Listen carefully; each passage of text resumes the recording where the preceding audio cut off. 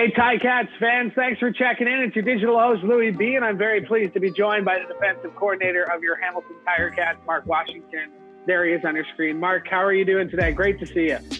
It's good to be seen. You know, it's good to be have an opportunity to not only talk to you, but talk to all of our great fans here in Hamilton. Well, let's just get it out of the way off the top. Obviously COVID is what it is. We're hoping to see the fields at some point this season. Obviously, it's out of our control, but just in terms of things that are in your control, how are you doing health-wise? How's your family doing? How are you doing during this tough time? Well, thank God. I'm healthy. The family is healthy.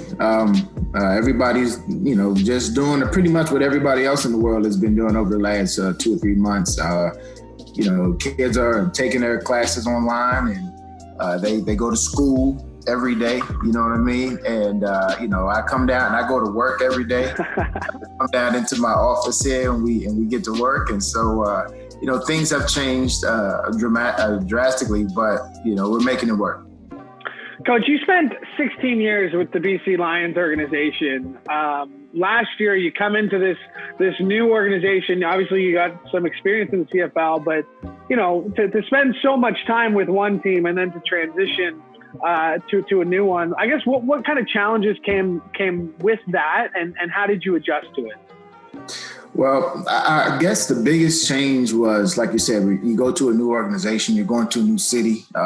Moved my family over here. The kids were going to new schools, new friends, things like that. But the transition went really, really smoothly for our family and whatnot. And then, everything that we set out to do, organization, we started with, it all started with how the culture was going to change here and how things were going to be implemented. And to a T, it sort of fit that way. We just have to get over that last little hurdle that we need to. We'll address and we'll talk about that later. But it wasn't the easiest transition in the world, but we made it happen. And actually, everybody in our organization and everybody here, from neighbors and everything, they made that transition a lot easier.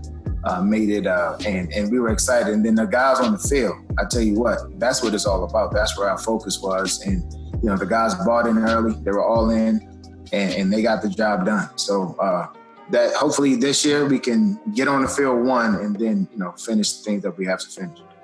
How does that happen? How do you, as a new guy, come into this, this defense that has guys who have been there, for years, guys like Simone, guys, Delvin Breaux, big name guys who had something built here. Now here you come in, new guy running the defense, and it just clicked so early, and then it clicked so well. How'd that happen? Well, that's a credit one to the culture that has been set already here. I just joined that. I just joined what was already here, and to our assistant coach, all the other coaches who were actually, we're all carriers of the same message. And these men were ready.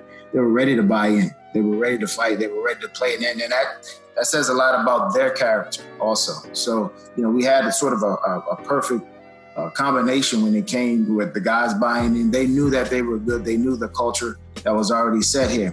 And then, one of the first things that we really talked about, and we talked about almost every day in training camp, was the identity of the Hamilton Ticats. And particularly, this organization has always been known for its defense.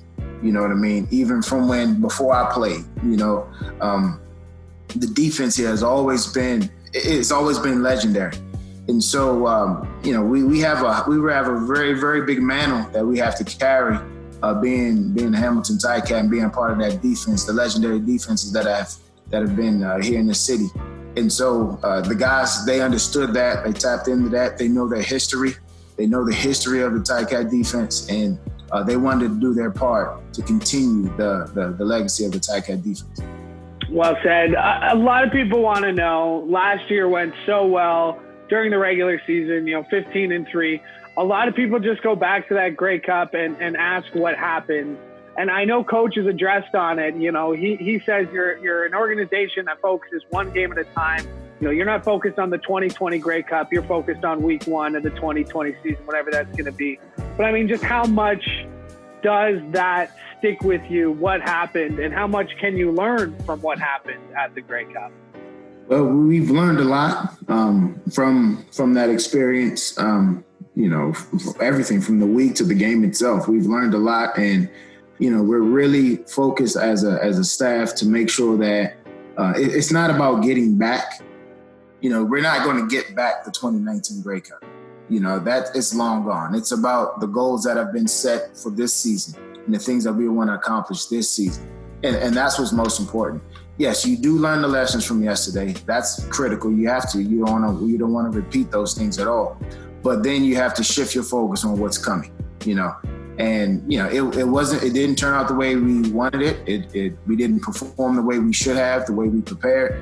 And there's lessons to be learned in that. So we have guys that are focused. We have guys that are really intent on starting this 2020 season whenever we get to start. And making sure that we want to put ourselves in a position to finish the way we want to finish. Obviously, it's been a very busy offseason. The draft just a few short weeks ago, and then before that, free agency. Let's talk about some of the names of the guys, first of all, who decided to stick around, and a guy like Dylan Wynn, who could have went to free agency, but decided there in the 11th hour that he wasn't going to test free agency. Then you look at a guy like Patrick Levels. You look at a guy like Larry T. I mean, as a defensive coordinator, you're kind of put in a tough spot because there are going to be some really intense positional battles in a short amount of time when we do get to training camp. Well, that's what you want. You know what I mean? We want competitors. We want men who want to get out on the field and want to play. And that bodes to their character, what kind of persons that they are. And so we brought in, what we believe are really good character men that are going to add to the room, men that are going to add to this organization, and then also compete on the field at a high level. And so, I get excited as a coach with all these men coming in and these guys ready to play. I'm excited for what we're going to see, whether training camp is long or short or whatever. We want to try to put these guys in the best position that's going to help our team win.